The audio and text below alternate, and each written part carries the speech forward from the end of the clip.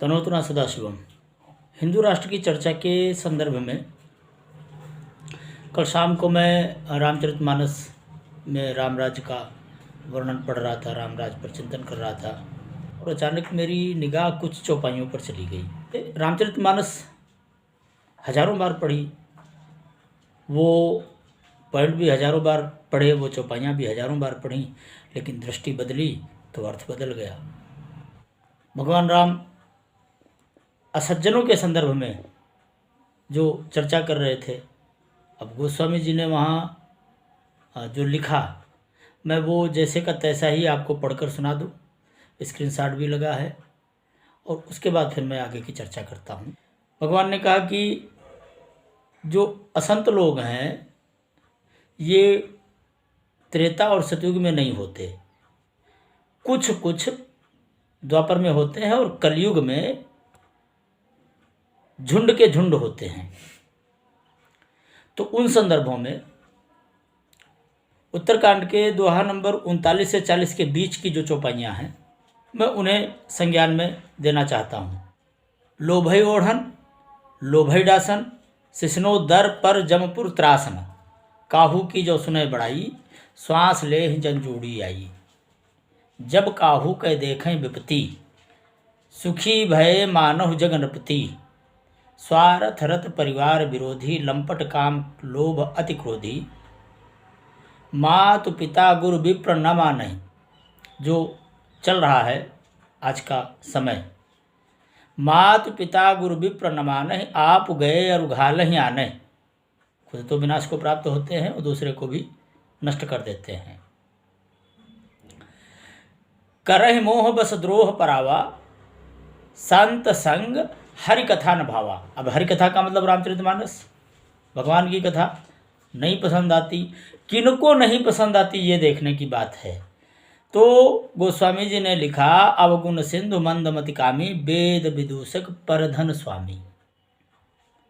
बस इस परधन स्वामी पर आकर मैं अटक गया कि भाई देखिए कैसे गोस्वामी जी ने आज के 700-800 साल पहले उन्हें इस बात का बोध था कि कोई स्वामी प्रसाद मौर्य नाम का व्यक्ति होगा, वो रामचरितमानस का विरोध करेगा।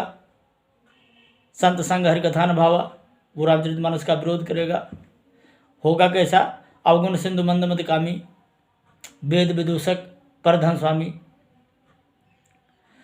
अब देखिए गोस्वामी जी कितने दूरदर्शी थे और वो भवित्र दृष्टा थे। अरे भाई से सनातन के शिष्य थे, कोई छोटे मोटे विद्वान के द्वारा तो पढ़े नहीं थे।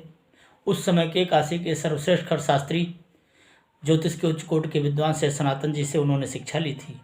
तो कैसे उन्हें भविष्य का ज्ञान था कि आने वाले वक्त में जब राम राज्य की चर्चा होगी तब रामचरितमानस को पसंद ना करने वाला एक स्वामी प्रसाद नाम मौर्य का व्यक्ति होगा जो महान दुष्ट होगा, महान अधम होगा।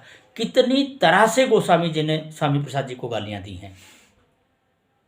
वो बेचारे वर्णाश्रम में फंसे रहे, गोस्वामी जी उन्हें 700-800 साल पहले गालियाँ देते रहे।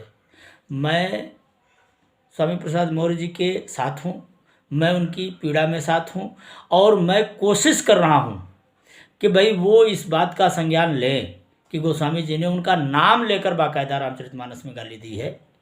और इसलिए एक तो गोस्वामी जी पर नामजद रिपोर्ट होनी चाहिए शूद्रों को गाली देने के आरोप में। दूसरी बात, उन्होंने कहा कि इनका स्वभाव कैसा, बोले मोर के समान। मोर के समान, अब देखिए मोर आज हमारा राष्ट्रीय पक्षी है और गोस्वामी जी ने आज के 500-700 साल पहले आगत भारत के राष्ट्रीय पक्षी को किस तरह अपमानित किया रामचरितमानस में। अब ये पता नहीं कि वो 500-700 साल पहले वो अपमानित कर गए या फिर वो अभी इधर के 2-4 से 10 दिनों में या महीना 15 दिनों के बीच में रामचरितमानस में ये परिवर्तन उन्होंने कर दिया कि भाई लो दो गाली, हम और अपमान करेंगे, हम और अपमान करेंगे। तो उन्होंने रामचरितमानस में लिखा, बोलहि मधुर बचन जिमि मोरा। ये असंतों के संदर्भ में है। बोलहि मधुर बचन जिमि मोरा, खाय महा अहि हृदय कठोरा। इतना कठोर हृदय का होता है मोर कि भाई देखने में तो कितना सुंदर लगता है, देखने में कितना अच्छा लगता है, लोग पालना चाहते हैं, लेकिन उसकी जो प्रवृत्ति है वो सांप खाता है। तो जो विषैले जानवरों को खाकर पचा जाने वाला है वो हृदय से कितना विषैला होगा। इन संदर्भों में गोस्वामी जी ने एक दुष्ट व्यक्ति की उपमा मोर के साथ की। स्वामी प्रसाद जी को ये भी संज्ञान लेना चाहिए कि खाली उनका नाम लेकर ही उनको गाली नहीं दी गई, भारत के राष्ट्रीय पक्षी का भी अपमान गोस्वामी जी ने किया है। और इसलिए गोस्वामी जी पर कम से कम देशद्रोह का मुकदमा तो होना ही चाहिए।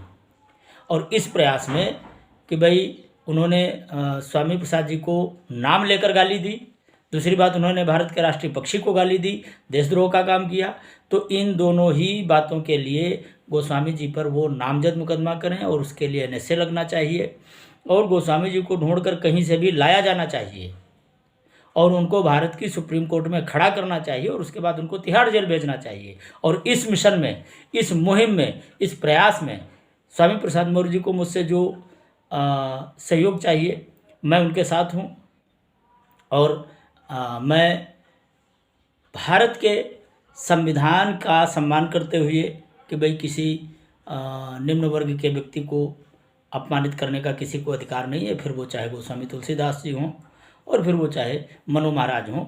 और इसके लिए उन लोगों को कहीं से भी ढूंढ कर लाया जाना चाहिए, ये जिम्मेदारी शासन प्रशासन की बनती है। इस आंदोलन में मैं स्वामी प्रसाद जी के साथ हूँ। तनोतना सदाशिवम।